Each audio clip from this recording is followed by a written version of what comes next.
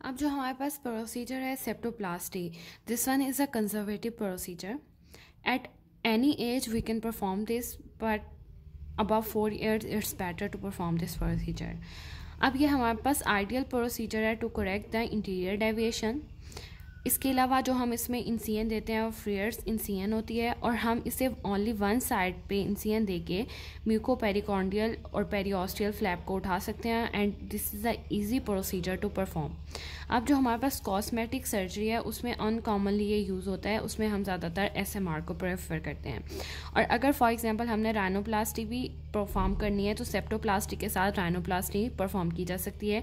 लेकिन SMR की अगर हम बात करें तो SMR के साथ हम ये प्रोसीजर परफॉर्म नहीं कर सकते.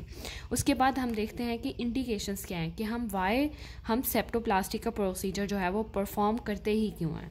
इसके लिए हम डेविएटेड नेजल सेप्टम जो होता है वो अगर कोई नेजल ऑब्स्ट्रक्शन कॉज कर रहा है, मतलब एक नेजल सेप्टम है हमारी नोज़ में, ये अगर ये डेविएटेड है और प्रॉपरली यहाँ से एरेशन नहीं हो रही तो हम ये प्रोसीजर परफॉर्म करेंगे. इसके अलावा सेप्टोराइनोप्लास्टी फॉर कॉस्मेटिक पर्पस यूज़ होती है, और अगर फॉर एग्जांपल किसी डिफॉर्मिटी या किसी और अंडरलाइन कॉज की वजह से अगर नेजल स्पर वगैरह है तो वहाँ पर रिकरेंट एपिस्टेक्सिस हो रहा है तो भी हम सेप्टोप्लास्टी का प्रोसीजर करते हैं. इसके अलावा अगर साइनोसाइटिस है, सेप्टल डेविएशन की वजह से जो साइनसिस हैं उनमें इन्फेक्शन स्टार्ट हो रही है क्योंकि प्रॉपर एयरेशन नहीं है या कोई एलर्जेंस आके कर रहे हैं तो भी हम ये प्रोसीजर परफॉर्म करते हैं. टेक्रायोसेस्टोराइनोस्टमी में जो हमारे पास यहाँ पे आईलिड लैक्रिमल सिस्टम की स्वेलिंग वगैरह का प्रॉब्लम होता है नोज़ के साथ, अगर हम उसके साथ ये प्रोसीजर परफॉर्म करना चाहें तो भी कर सकते हैं. और ये एक अप्रोच है टू द पिट्यूटरी फोसा को, अगर हम पिट्यूटरी फोसा का कोई मसला है तो भी इसे हल कर सकते हैं.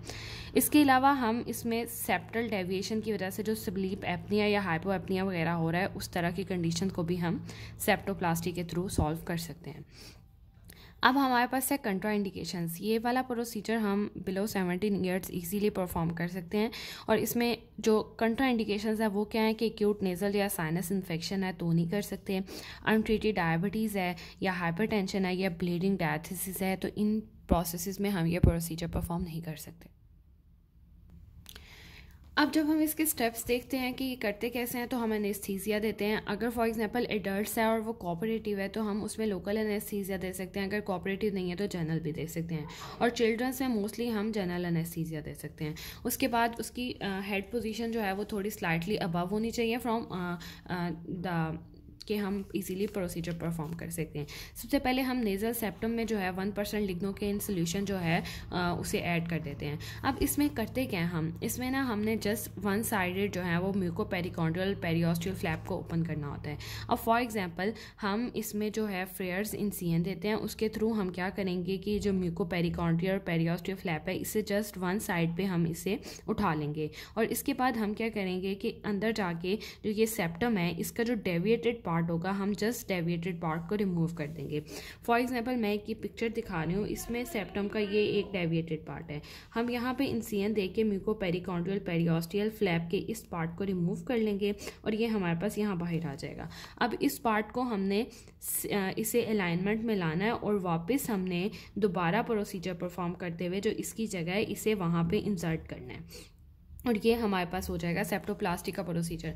अब सेप्टोप्लास्टी और SMR में डिफरेंस ये है कि जो हमारे पास सेप्टोप्लास्टी है हम इसे कंस्ट्रक्टिव प्रोसीजर कहते हैं, क्योंकि जो हमने नेजल सेप्टम का पार्ट रिमूव करना होता है वो हमने वापस जाके उसकी जगह पे इंसर्ट करना होता है, और नोज़ को एक प्रॉपर एयरवे के लिए भी तैयार करना होता है. इसके अलावा जो कॉस्मेटिक पर्पज़ है, मतलब हमारी नोज़ की शेप वगैरह सारा कुछ मेंटेन होना चाहिए, इसलिए जो सेप्टोप्लास्टी का प्रोसीजर है ये मोस्ट प्रेफरेबल प्रोसीजर है than the other ones like SMR, क्योंकि वो हम बिलो 17 ईयर्स भी नहीं कर सकते. इसके अलावा वो जस्ट एक रेडियल प्रोसीजर है, मतलब उसमें हम जो डेविएटेड पार्ट है उसे जस्ट रिमूव कर देते हैं, उसे वापस इम्प्लांट करके स्टिचेस वगैरह नहीं लगाते हैं. फिर जब हम वापस इसे यहाँ रखेंगे तो हम इसमें कैट कट स्टिचेस हैं जो हम यूज़ करेंगे. उसके बाद पोस्ट ऑपरेटिव केयर में हम क्या करेंगे 5 to 6 डेज़ के बाद स्टिचेस को रिमूव कर देंगे. इसके अलावा अगर फॉर एग्जांपल पेशेंट को पेन है तो हम उसे एनेस्थीसिया दे सकते हैं, अगर पेन है तो हम उसे एनाल्जेसिक्स दे सकते हैं, और इसके अलावा हम उसे एंटीबायोटिक्स देंगे कि उसमें कोई सेकेंडरी इन्फेक्शन ना हो.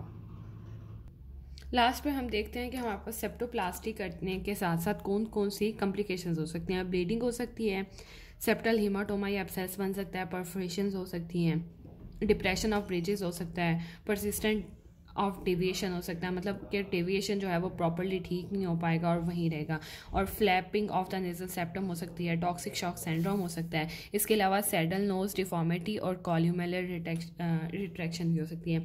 लेकिन ये एसएमआर से बेटर प्रोसीजर है। एसएमआर इतना बेटर प्रोसीजर नहीं है जितना हमारे पास सेप्टोप्लास्टी है, क्योंकि हम इसमें दोबारा अगर फॉर एग्जांपल कोई मसला रह गया है तो हम रीसर्जरी भी कर सकते हैं।